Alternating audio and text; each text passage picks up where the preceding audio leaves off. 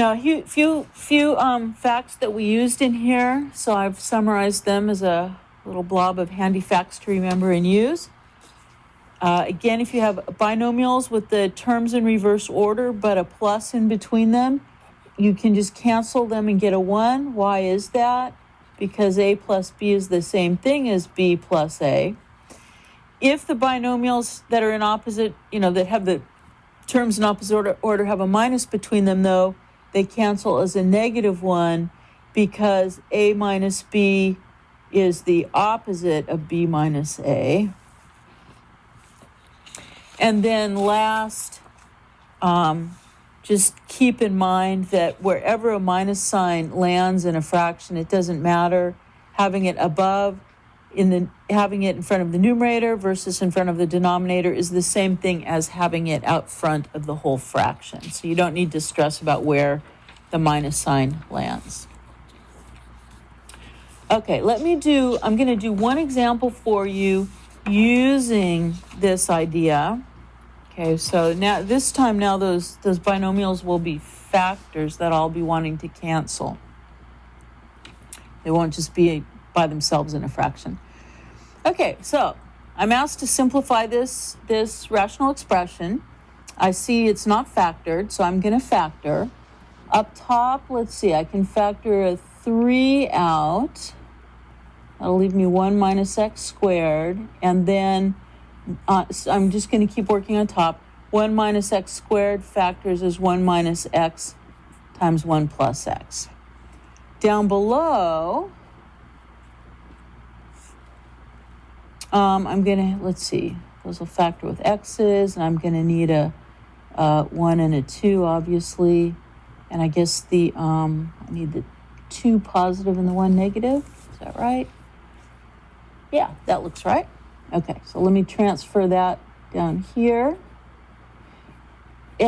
Remember, your work should always show a complete step. So I'm not, I show both numerator and denominator at every step. Even though going from here to here, I didn't do anything to the denominator, I take the fraction of a second that it takes to write it down twice so that my work is clear and complete. Now, notice I've got this situation right here where I've got binomials with binomial factors with terms in the opposite order and a minus sign in the middle. These are going to factor as a -1. Okay, so when cancel as a -1. So when I cancel these, again, it'll cancel. One of them will be the negative of the other. Okay, so I'm just going to bring that minus out front of the whole thing. Remember, it doesn't matter whether it's in the numerator, denominator, or out front. I'm just going to bring it out front. And so I have minus the fraction, 3 times 1 plus x over x plus 2. And it's okay with me if you leave it like that, although I think it looks nicer to write it like that. Okay, so I hope that's making sense. I guess maybe I should mention again, if you have trouble with canceling these and getting a -1, you can take the extra time to do some factoring here. So it's okay to say, I'm going to factor a -1 out of 1 minus x. That's going to turn it into x minus 1. Down below I have x minus 1, x plus 2.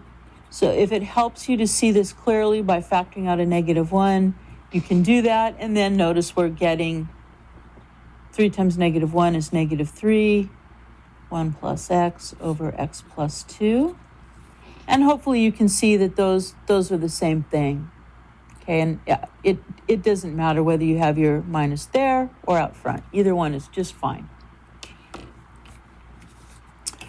Okay, so it is your turn. So I started you off with some fractions to simplify where you just need to recognize which situation you have. Are the numerator and denominator the same, or are they opposites? Okay, so like the ones I did when we first started talking about this topic. And then I have one for you where it's a little, not quite that simple. You have to do some factoring first and then decide on how to cancel your factors. Okay, so I'll leave you to do that. Please do your best work on this, and I'll see you to go over these in the next video.